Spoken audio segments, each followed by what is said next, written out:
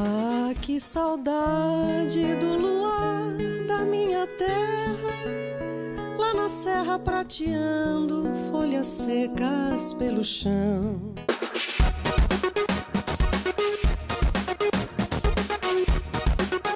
Teve um momento que ficou tudo negro, assim, caiu um raio, eu disse, nossa, então isso é meio inconsciente. É até um exercício de se conhecer, né?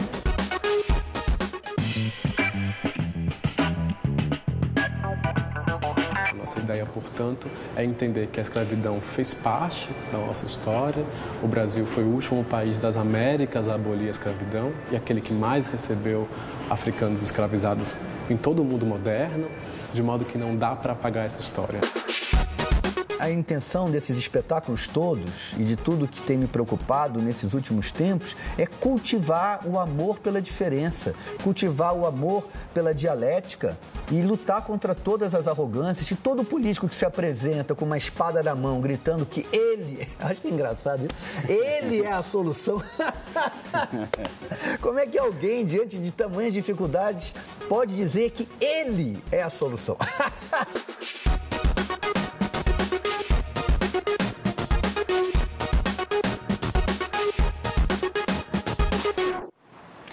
Olá, boa noite. Nesse mundo cercado de tecnologia, conectividade, estímulos visuais, não é fácil encaminhar, não é, a criança para a leitura. Muitas vezes é preciso um envolvimento que vai além das páginas do livro. Você sabe bem disso, né? Eu sei bem disso, porque as crianças estão em busca de experiências, né? Agora, quando essas experiências acontecem dentro de uma biblioteca, não é bom? Melhor ainda. Pois é. Olha aí a nossa contribuição para pais e filhos em férias.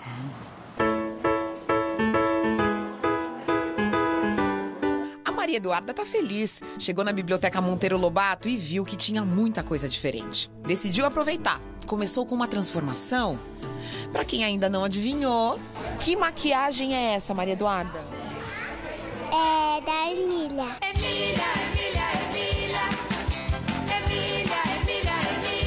Ela é feita de pano. De pano? Mas ela fala mesmo assim? Fala. Agora, ela fala muito ou fala pouco? Fala muito. Fala muito. Ela é esperta ou ela não pensa muito? Ela é esperta. Esperta? Uhum. E o que mais que ela faz? Ela sabe, ela tem um porquinho, sabia? Você já entrou lá dentro? Não. Ainda não? Se eu te falar que tem uma Emília muito linda lá, você vai gostar?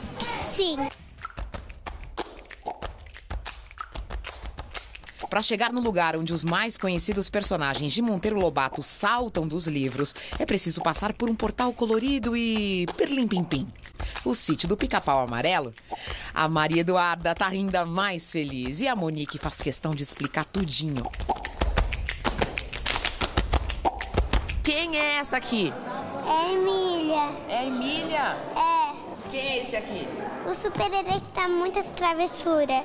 Quem é essa aqui? É a Cuca que come as crianças com cocá de banana.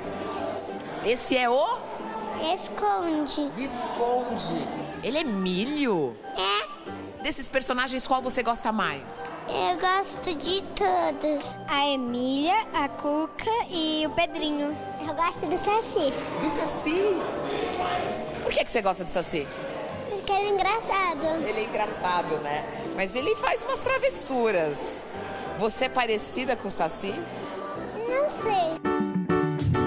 O universo de Monteiro Lobato acompanha gerações. Em 1921, ele publicou seu primeiro livro para crianças, Narizinho Arrebitado.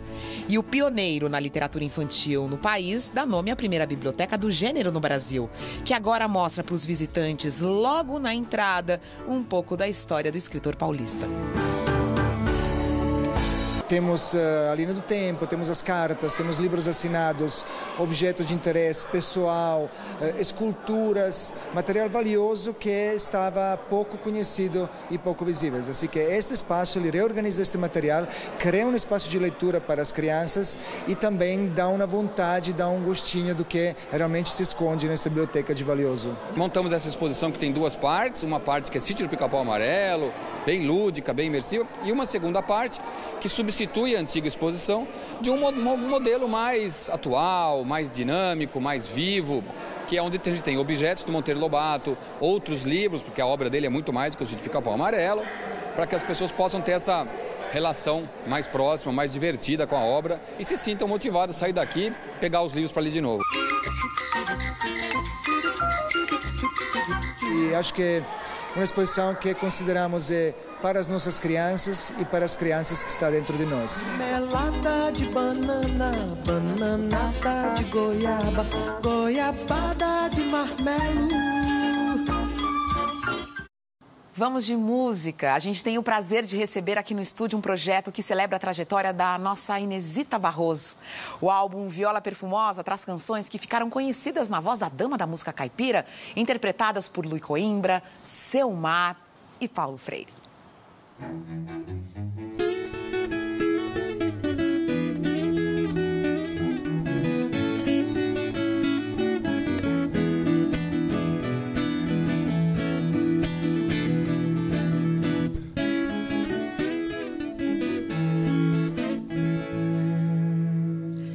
Com a marvada pinga é que eu me atrapalho. Eu entro na venda e já dou meu taio. Pego nos copos e dali não saio. Ali mesmo eu bebo, ali mesmo eu caio.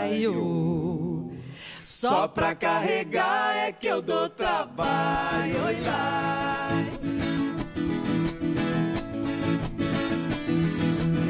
Venho da cidade, já venho cantando. Pego um garrafão que venho chupando. Venho pros caminhos, venho trompicando. Chifrando os barrancos, venho cambeteando.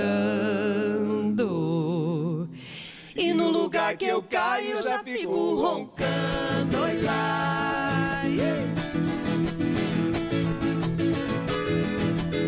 O marido disse, ele me falou, larga de beber, peço por favor. Prosa de homem nunca dei valor, bebo com sor quente pra esfriar o calor.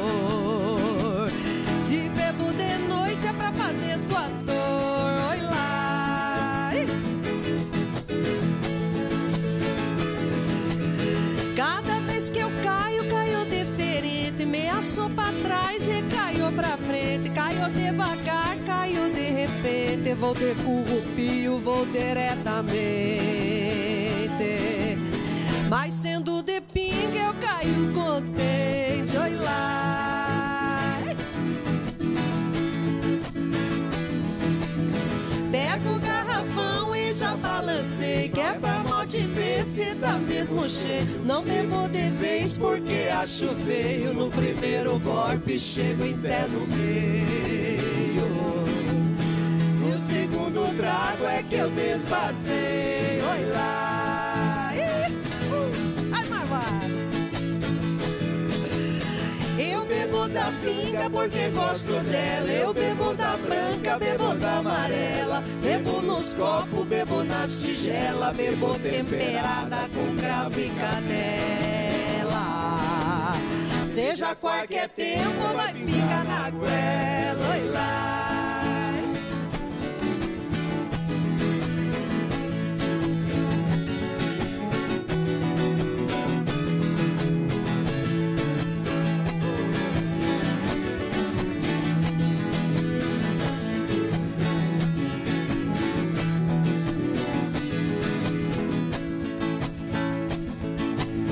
Eu fui numa festa no Rio de Janeiro. Eu lá fui chegando no amanhecer. Já me deram pinga pra mim beber. Já me deram pinga pra mim beber. Tava sem ferver.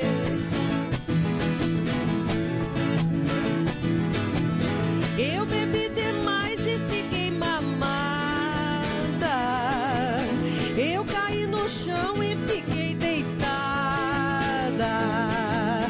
Aí eu fui pra casa e de braço dado. Ai, de braço dado é com dois soldados. Ai, muito obrigado. Que maravilha! Viva a Dona Inesita, né? Viva! Que privilégio que a gente teve de conhecer essa grande mulher, né? Essa pesquisadora. E que prazer tê-los aqui. Que bom vocês estão aqui no Metrópolis. Paulo Freire, Selmar, Rui Coimbra e Viola Perfumosa. Esse nome é uma graça. Bom, Perfumosa, não é bom? Bom demais. É bom demais. Aqui tem um repertório com muitas músicas que a gente ouviu na voz da Inesita, né? Como é que vocês pensaram tudo isso? Como é que vocês escolheram o repertório? Ixi. Bom, a gente fez um mergulho na obra dela, né? A Inesita, nossa, ela gravou tantos discos, né, Didi? Então a gente foi pesquisando e, além das gravações mais conhecidas, buscamos também algumas que, né, ninguém conhecia.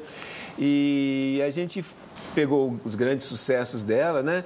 Mas buscando sempre aquela preocupação que a Inesita tinha de fazer uma música que ela dizia da nossa terra mesmo, né? Que simbolizasse o que o brasileiro tinha de culturalmente mais importante, né? Então a gente procurou seguir esse caminho dela. Entendi. Agora a gente tem aí uma formação e os arranjos que levam a gente para uma outra experiência também ali dentro, né? Eu queria que vocês contassem um pouco desses arranjos e dessa formação. O que ela traz para essa música caipira? Eu acho que a formação já induz o tipo de arranjo que a gente acabou conseguindo, né? A gente fez em cima da nossa sonoridade, tivemos 2 convidados só no disco. E nos shows, normalmente, somos nós 3, né?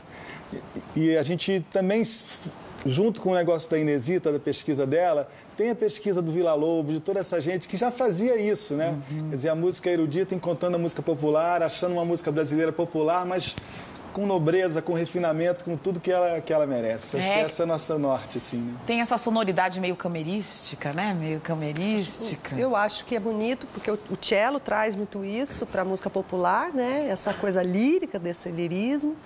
E aí, com a viola e o violão, eu não sei, eu acho perfeito. Ornou. Que delícia. Não, esse sotaque... Agora, Paulo, também, vocês são pesquisadores, mas, Paulo, o que é a música caipira? Em 1 minuto. Agora sim. Gostou? Bom, eu acho que é a música do campo, né? Do homem, da mulher do campo. E agora, a Inesita é mais conhecida pelo Viola Minha Viola. Eu acho que a Viola Minha Viola é o topo do iceberg, né? A gente que teve um pouco mais de contato com ela, a gente sabe que ela gravou discos, assim, e o repertório dela era do Brasil inteiro, tanto de danças gaúchas, como músicas amazônicas também. Então, ela tinha essa preocupação, repito, né, de fazer a música da terra mesmo. Então, a gente, eu acho que essa alma caipira, eu acho que essa coisa do caipira, que um fio de bigode tem mais valor que um contrato assinado, que ela defendia também. Então, eu acho que o caipira é esse jeito de se comportar e de fazer a cultura. Que legal.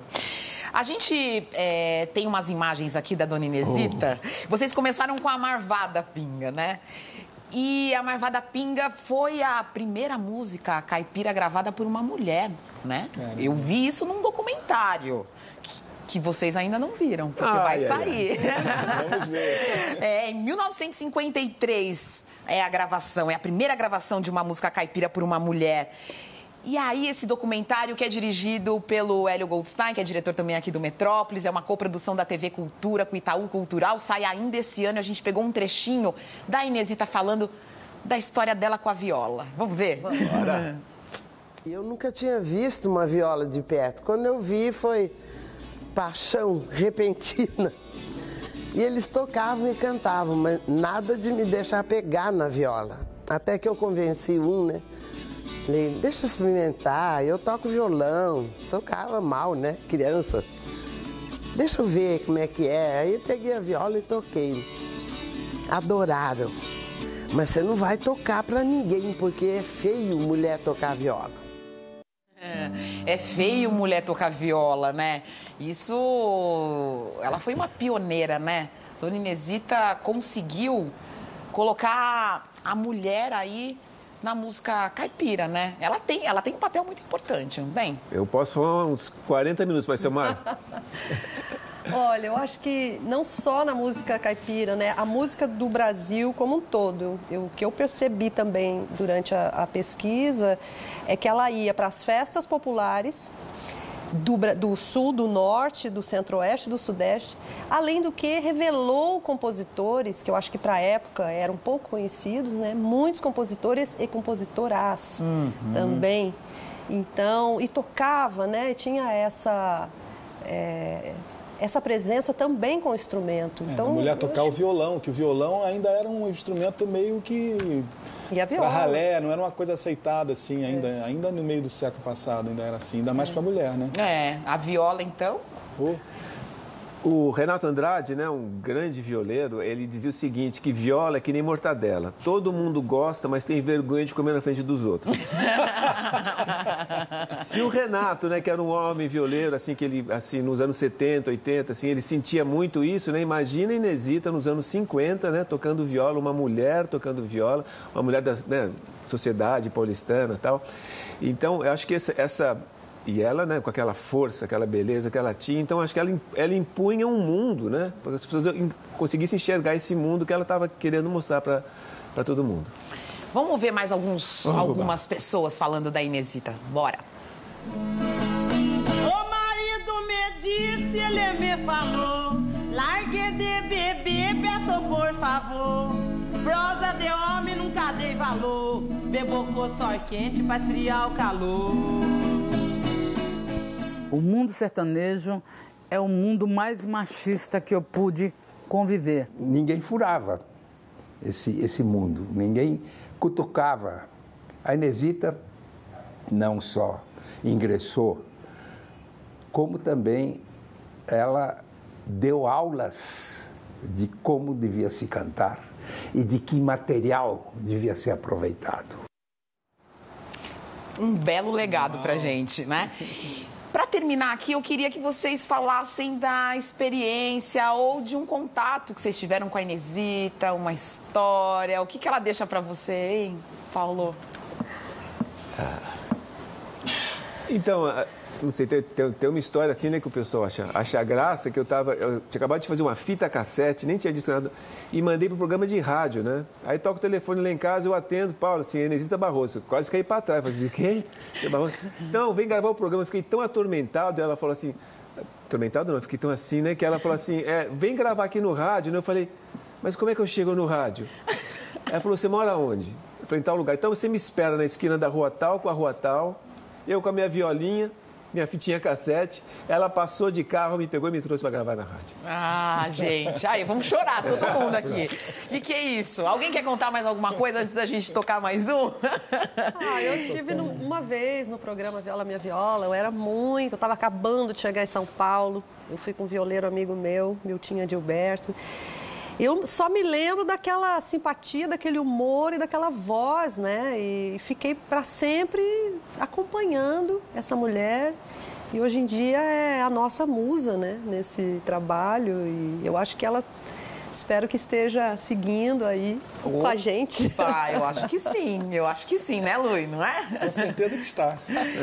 Muito obrigada, parabéns pelo Viola Perfumosa. E a gente pode combinar de tocar uma musiquinha, mais uma daqui a pouco, pode ser? Pode. Então tá, fechado. Cunha Júnior, não é lindo esse projeto? É lindo demais. E ainda tem muita viola aqui no Metrópolis. Daqui a pouco eles estão de volta para fazer mais música pra gente. No próximo bloco vamos ver as exposições que mostram a riquíssima herança cultural africana. São as histórias afro-atlânticas. E tem também as novidades do FILE, o Festival Internacional de Linguagem Eletrônica.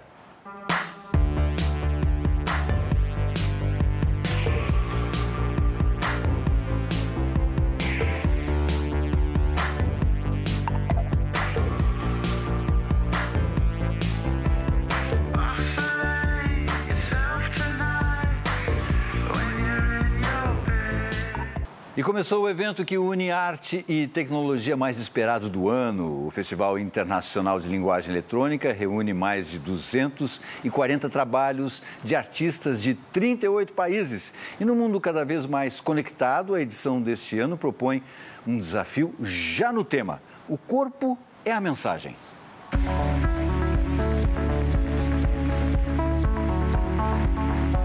O que você entendeu dessa obra, dessa interação?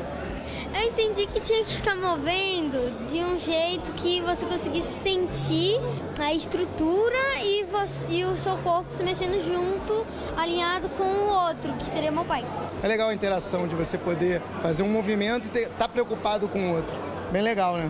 O Politopo é um objeto coreográfico, porque a arte muitas vezes explora o audiovisual e esquece que a gente também é equipado de outros sentidos muito poderosos e muito potentes. Na reunião de obras que a gente acabou selecionando, nós percebemos que muitas delas tinham esse apelo de relação com o corpo direto, né? Seja numa relação interna, em que o seu batimento cardíaco, suas ondas cerebrais, a sua vibração fosse a mensagem para a comunicação com a obra, ou dentro dos espaços de realidade virtual. E essa realidade, ela evoluiu de uma forma em que você vivencia intensamente emoções, sensações, medo, insegurança, de uma forma tão real no espaço virtual que você se desconecta um pouco do físico. The way it works is one participant wears a neuro headset and it reads their brainwaves, and from their attention and focus level, they make the ocean stormy. So the more focused they are on something, the more stormy the ocean gets. Teve um momento que ficou tudo negro, assim, caiu um raio, eu disse, nossa, então isso é meio inconsciente. É até um exercício de se conhecer, né? Super bacana, assim, a proposta. Você coloca esse receptor aqui na têmpora e aí ele identifica os seus batimentos e a partir disso vai para aquela tela preta que ele sincroniza com o batimento de alguma outra pessoa do mundo. This project is called Outerspector, and in this project we're trying to simulate an out-of-body experience using virtual reality technology. This taps into this idea that consciousness is maybe not located inside the body or inside the brain, which is usually thought, but it might actually be more flexible than that. Porque a tecnologia vai avançando e onde está esse corpo? Vocês também querem fazer uma brincadeira com isso? Chamar atenção para esse corpo? Eu acredito que sim, que é justamente essa a provocação. É trazer você para o seu corpo, para a sua percepção e às vezes neutralizando aquilo que a gente tem em volta da gente, quando que na verdade a gente está se afastando da gente mesmo. Então acho que a provocação tem isso sim.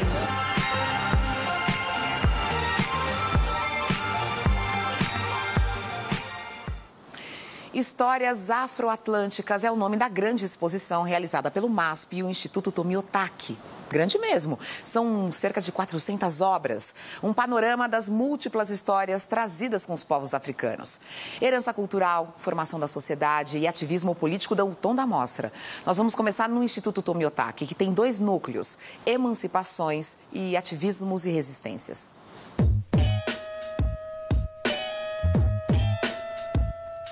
Esse é um tema de tamanha importância política, estética, especialmente nesse ano de 2018 no Brasil, que a gente imaginou, bom, esse é um tipo de exposição que tem que ser grandiosa e tem que tomar grandes instituições envolvidas, né? Levar a sério essa discussão política de toda a diáspora africana nas Américas, e assim pensamos que as 2 instituições se implicariam nesse grande tema.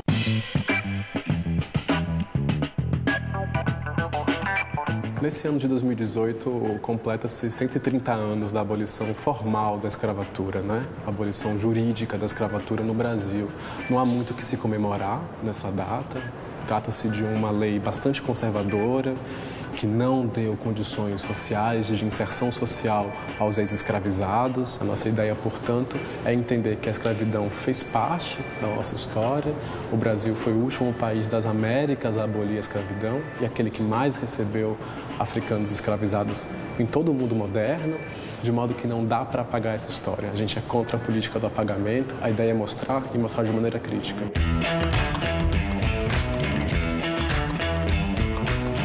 Toda a exposição está pensada num diálogo e num colocar em diálogo uma série de obras que sobrepõem geografias, tempos e também suportes. Então, toda a exposição está marcada por telas icônicas, de momentos mais antigos, documentos históricos, releituras contemporâneas, obras mais atuais. Uma preocupação grande da exposição é que ela não fique e não seja de modo algum uma exposição apenas de histórias do passado. O tema da violência policial é um tema bastante explorado nessa exposição, especialmente nesse núcleo de ativismos e resistências, porque é preciso trazer para a discussão contemporânea alguns dos dramas vividos pela população negra. No Brasil, a cada 23 minutos, um jovem negro é assassinado, e essa também é uma triste, mas é uma triste história afro-atlântica. A ideia não é fazer uma exposição bege, a ideia não é fazer uma exposição que agrade a todo mundo, a ideia é trazer temas que vão doer, a gente sabe disso, mas é preciso doer um pouco para tratar. Nosso desejo é que o visitante vá ao MASP, vá ao Instituto Tomi-Otaki, veja a exposição em sua completude, ou seja, os dois espaços se complementam, mas também a nossa ideia é que se o visitante for apenas ao MASP, terá uma exposição completa em si mesma, se vier apenas ao Instituto Tomi-Otaki, também terá uma experiência de instituição completa em si mesma, que por sua vez completa-se ainda mais na conversa entre as duas.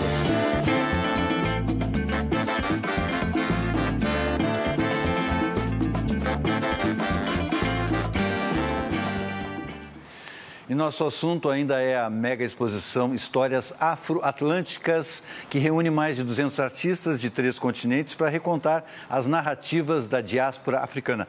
Além da mostra no Tomi-Otaki, o MASP também apresenta obras impregnadas pelas histórias que vieram com os africanos para as Américas.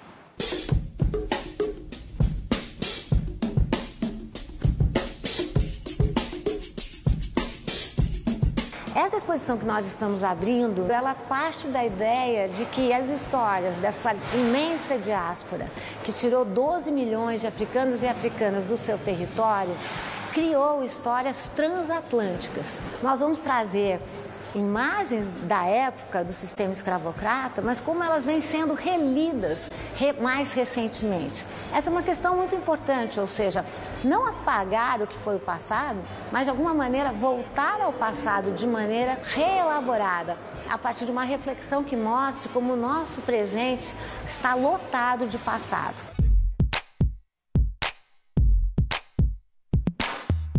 Nós estamos aqui agora no núcleo chamado Núcleo de Retratos.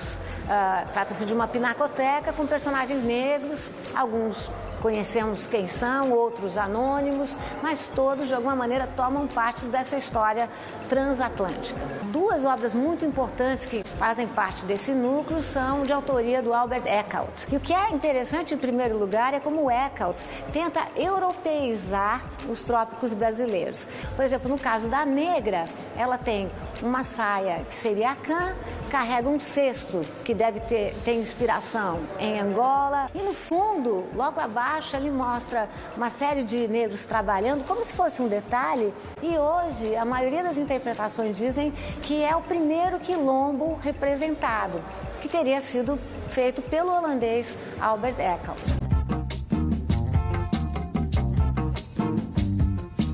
No núcleo Festas e Ritmos, nós temos aqui as várias manifestações vindas desses povos transatlânticos. Então, por exemplo, o Carnaval não vai estar só ligado à história do Brasil, mas vai estar ligado à história de outros povos. Aqui nós temos, por exemplo, uma foto famosíssima do Carlos Vergara, que clicou em 1972, plena ditadura militar, o tradicional bloco chamado Cacique de Ramos. Nós podemos perceber aqui como nós não estamos suavizando as festas, mas mostrando de que maneira as festas carregam esse conteúdo político muito forte nelas.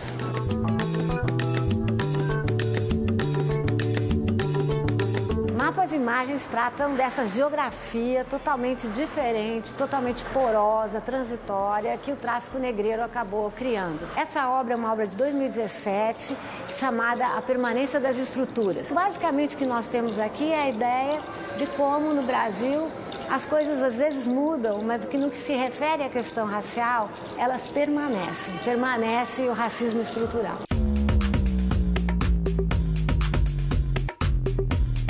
A gente não quer fazer uma exposição que seja a última e definitiva palavra sobre o assunto. É uma exposição que, de alguma forma, relembra as nossas histórias, né? Na minha opinião, pós-abolição não acabou, né? Se nós formos tomar os nossos dados de racismo estrutural, é muito evidente como raça ainda é um plus, no sentido de que as populações negras são as mais prejudicadas na saúde, na educação, no transporte, aonde vocês quiserem observar.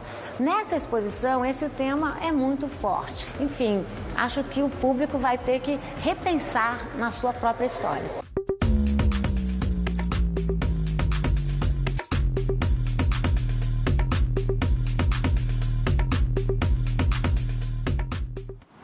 Temos que repensar nossa história, celebrar nossa história. Todos nós. Todos nós. E sermos antirracistas. Não é isso mesmo, Cunha Júnior? Claro. E no próximo bloco, o Pedro Cardoso está aqui no estúdio. O Júnior conversa com ele. O Pedro está com 13 espetáculos em cartaz na cidade, Júnior. E o Pedro sempre rende conversas à parte. Você sabe disso, né? Entendi. Exatamente. Muito além de teatro e TV, aliás. Bom, e agora tem música?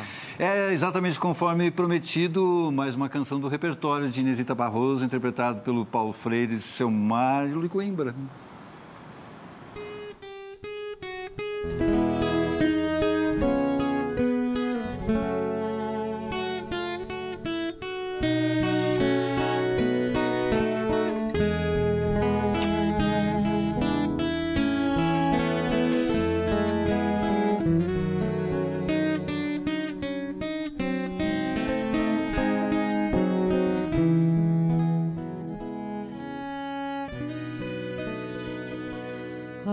Que saudade do luar da minha terra, lá na serra prateando folhas secas pelo chão.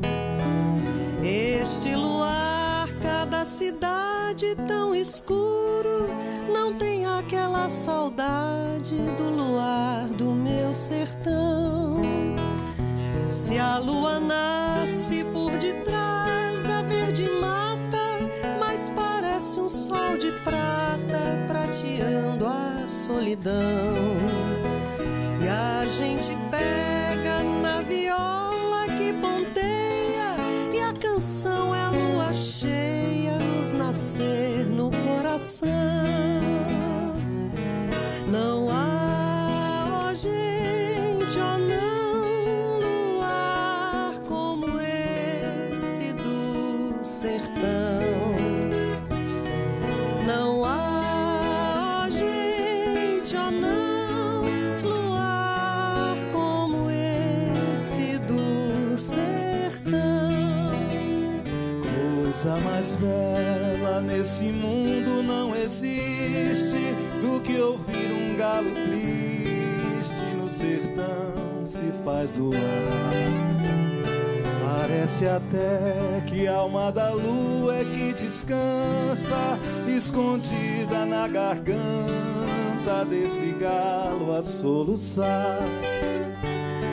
Ai, quem me dera que eu morresse lá na serra, abraçado à minha terra e dormindo de uma vez. Ser enterrado numa grota pequenina, onde à tarde a sururina chora sua viuvez. Não há, ó gente, ó não, luar como esse do sertão. Não há, ó gente, ó não, luar como esse do sertão. Não há, ó gente, ó não, luar como esse do sertão. Não há, ó gente, ó não, luar como esse do sertão.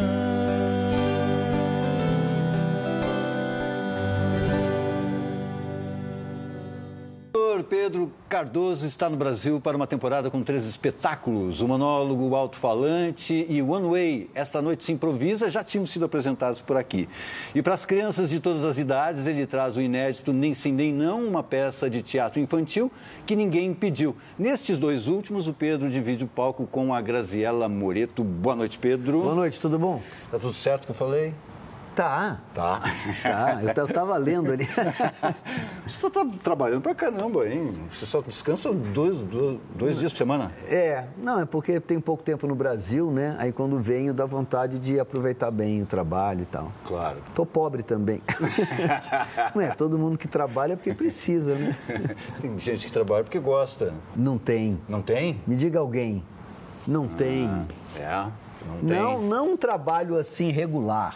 Você pode fazer coisas porque gosta, mas o trabalho é mesmo uma coisa ligada. Eu acho que isso faz parte da vida, né? A necessidade de ganhar dinheiro e tal. Há quem roube, né? Sim, tem. Infelizmente tem bastante. No Brasil tem bastante.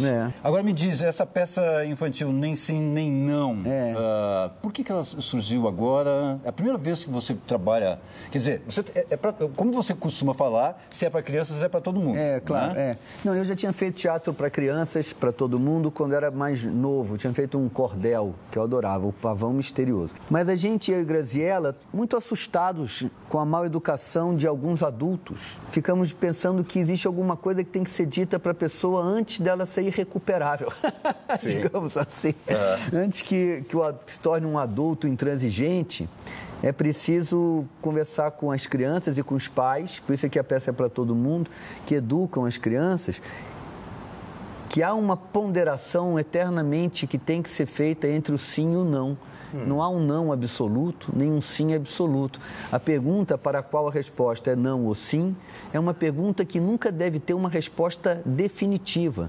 Deve ter sempre uma resposta de momento. Sim. Para não criar adultos com uma autoridade introjetada dentro deles muito inquestionável, sabe? Porque é isso que faz a pessoa ser um radical de direita, ou um radical de esquerda, ou um radical de lugar nenhum. Você disse numa entrevista que muitos brasileiros estão em desespero e por isso tomam atitudes reacionárias. Eu acho. É isso? Eu acho que o que empurra a pessoa para uma atitude radical, à direita ou à esquerda, é o medo.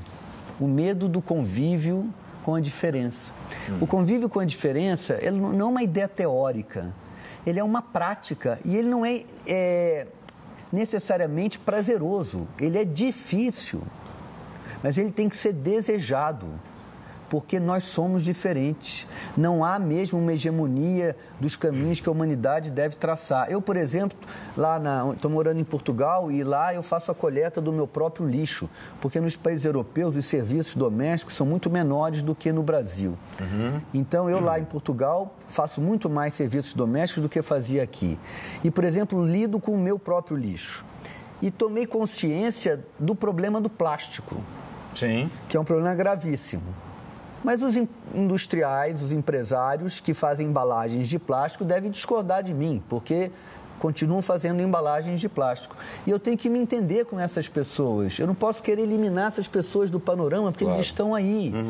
Então, a intenção desses espetáculos todos e de tudo que tem me preocupado nesses últimos tempos é cultivar o amor pela diferença, cultivar o amor pela dialética, e lutar contra todas as arrogâncias de todo político que se apresenta com uma espada na mão, gritando que ele... Acho engraçado isso. Ele é a solução.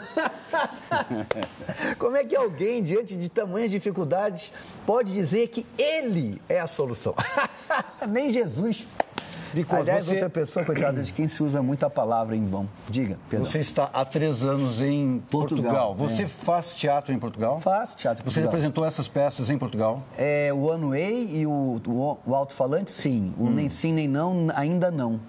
É mais fácil produzir teatro em Portugal que no Brasil?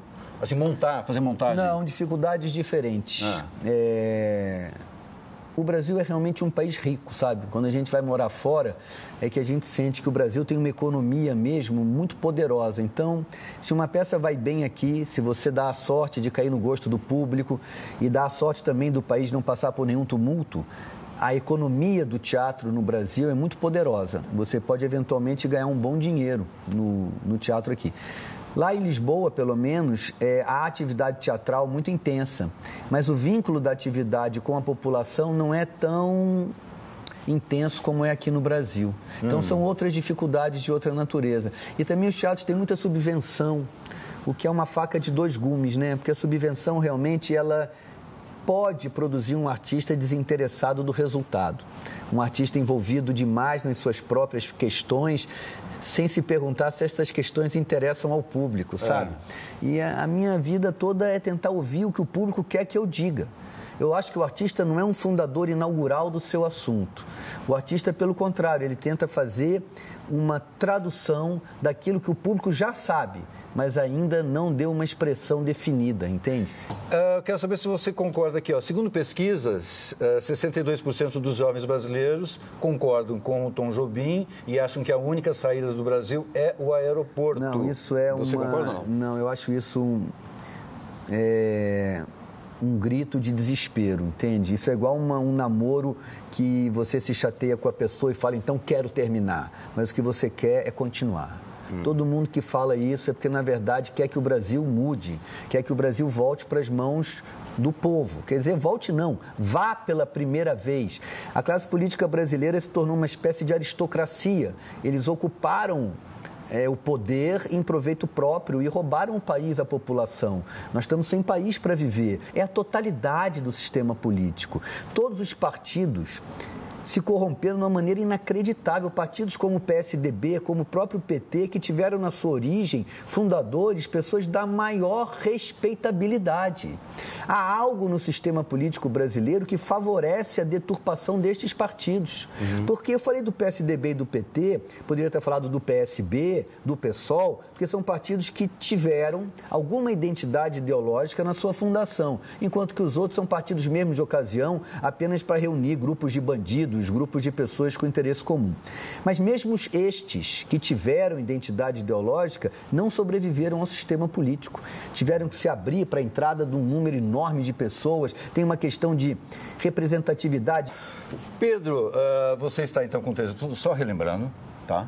Posso falar uma coisa interessante? Pode. A FIFA proíbe que os jogadores façam uma manifestação política quando fazem um gol, né? Entretanto, a própria FIFA, ela é o tempo inteiro uma jogada política. Entende? Sim. Então, é isso que eu digo. Os poderosos sempre tiram a liberdade dos indivíduos e colocam a liberdade nas instituições. Porque a FIFA pode tomar decisões que são sempre políticas e os jogadores, que são as verdadeiras estrelas do futebol, que são razão pela qual a gente liga a televisão, que são razão pela qual a empresa coloca a publicidade dela ali, que faz a fortuna de alguns deles, mas certamente dos dirigentes da FIFA, se acha no direito de proibir jogadores de fazer manifestação política. Quem diz que o futebol não é um campo para as pessoas expressarem suas opiniões. A mesma coisa é aqui. Por que a política pertence aos políticos e aos partidos políticos e não a nós todos? Mas eu não me estou candidato a nada, eu sou ator. Você é o primeiro artista, primeiro ator que sentou aqui nesse sofá verde do Metrópolis, que não ficou o tempo inteiro falando do seu espetáculo. Falou sobre questões políticas, cidadania, Quem tem que falar do espetáculo da gente é o público. O público botar no sofá. A gente só informa para o pessoal, então, que você está lá, né? O pessoal vai assistir, então, o Alto Falante, que está até o dia 24 de agosto, no Teatro Morumbi Shopping. Quartas, quintas e sextas, às 21 horas. O One Way está até também 26 de agosto. Sábado e domingo, 21 e 19 horas. Sábado, 21 horas, domingo, 19 horas. E nem sim, nem não. Sábado e domingo, 16 horas. Obrigado por você ter dado serviço, que eu não falei nada. Obrigado, Pedro. Alguém tinha que trabalhar aqui, né? Eu trabalhei por você aqui. Obrigado. Eu que te agradeço.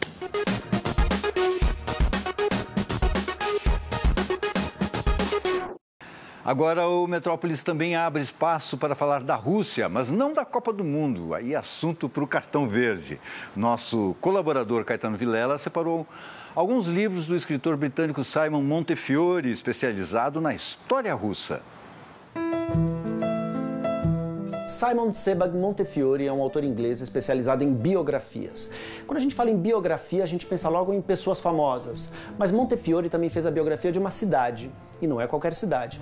É a cidade de Jerusalém, a biografia. Nesse livro ele conta, por exemplo, a fundação da cidade de Jerusalém antes de Cristo e a importância dela para judeus e cristãos. Talvez Montefiore seja mais conhecido pelos livros da história da Rússia. Ele, por exemplo, fez 2 biografias de Stalin, o jovem Stalin, e Stalin, a corte do czar vermelho. Este livro foi lançado em 2003, é o primeiro livro de Montefiore lançado no Brasil. Uma curiosidade sobre esse livro é que nos anos 90 ele obteve uma autorização do Kremlin para pesquisar todo o documento que estava até então proibido do Stalin. Cartas, documentos, fotos, a carta aos ministros de Stalin, e assim ele pôde fazer essa biografia inédita. Retrocedendo um pouco na história da Rússia, de 1613 a 1918, foi lançado no ano passado no Brasil o best-seller Os Romanov, que conta a história do Império dos Romanov na Rússia. Há um capítulo nesse livro que conta a história do Império de Pedro III, casado com Catarina, que depois viria a se tornar Catarina a Grande. Mas como a história de Catarina a Grande é muito extensa, não coube apenas em um capítulo dos Romanov. E Montefiore lançou um livro chamado Catarina a Grande e Potemkin. Conta a história de Catarina com seu amante, o Marechal Potemkin. Eles reinaram por 20 anos e mesmo depois de acabar a relação entre eles, ele continuou influente no governo, praticamente como um co-czar. Ele era sempre consultado para casos de guerra. Eles fundaram a cidade de Odessa, por exemplo. E se você puxar um pouco na memória, você vai saber que Potemkin era o nome do encouraçado no filme famoso de Eisenstein.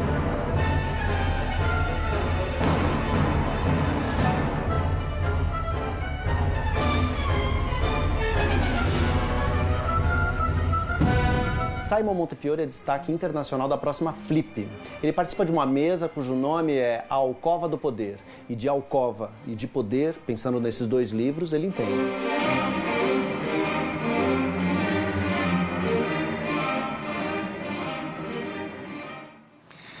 E aí, quer ouvir um caos? Um caos? É, sabe daqueles que mexem com a gente? Eu quero. Eu quero agora, eu já sei o que você está falando. Porque os nossos convidados, o Paulo Freire, Seu Mari, Luí Coimbra, estão aqui e vão encerrar o Metrópolis de hoje com mais uma canção do projeto que resgata músicas do repertório cantado por Inesita Barroso. Que delícia. Pois é, então, boa noite a todos, a todas. Paulo Freire, é com você. Lá em Salinas, Minas Gerais, nasceram 2 irmãos gêmeos. Um chamava Pedro, outro chamava Paulo. Eles eram tão parecidos quanto, mas tão parecidos que, tirando a semelhança, eles eram idênticos até nas diferenças. Num tanto que lá em Salinas, ninguém mais sabe quem que é o Pedro, nem quem que é o Paulo. Nem mesmo o pai e a mãe deles. Então, todo mundo começou a chamar os 2 meninos de Pedro Paulo. Pedro Paulo, vem cá, menino. Pedro Paulo, desce daí, moleque. E o Pedro Paulo e o Pedro Paulo foram crescendo, crescendo, crescendo. Aquele tipo de menino que pergunta, pergunta, pergunta. Menino que pergunta muito, aborrece. Mas fica sabido. Foram virando uns bitelos dos meninos sabidos assim. Quando ficaram jovenzinho, um deles pôs um saco nas costas e caiu no mundo. Tá andando por aí, tá andando. Dizem até que ele é o homem do saco. Dona, de certo, a senhora já viu perto aí da sua casa. E o outro está lá em Salinas até hoje, começou a mexer com um passarinho. Olha só o que aconteceu com ele.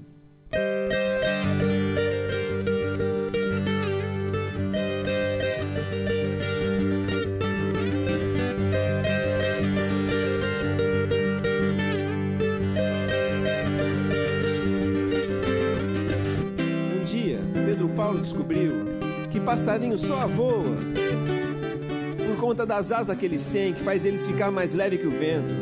Então Pedro Paulo imaginou como que seria bonito levantar voo feito um bichinho desse, subir até lá no alto, ver as coisas tudo desse tamanhozinho aqui embaixo.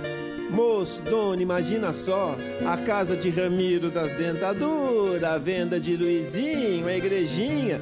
Pedro Paulo achou aquilo bom demais e começou a levar os passarinhos tudo pra dentro de casa.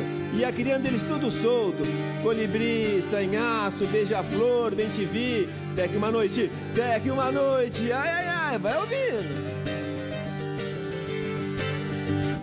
Até que uma noite, Pedro Paulo pegou os passarinhos tudo Amarrou bem firme nos braços, nas pernas, na cabeça, na barriga. Subiu num pé de gamileira alto que só ele dali. Pedro Paulo se atirou no céu feito se tivesse asa. Os passarinhos, sem fazer força nenhuma, foram levantando o voo, mas ele foram levantando Pedro Paulo, e foram subindo, e foram perdendo tamanho, e foram desaumentando, até que chegaram no céu, viraram tudo estrela, e às vezes desce pra cantar pra nós, pra cantar mais nós, umas músicas desse tipo assim.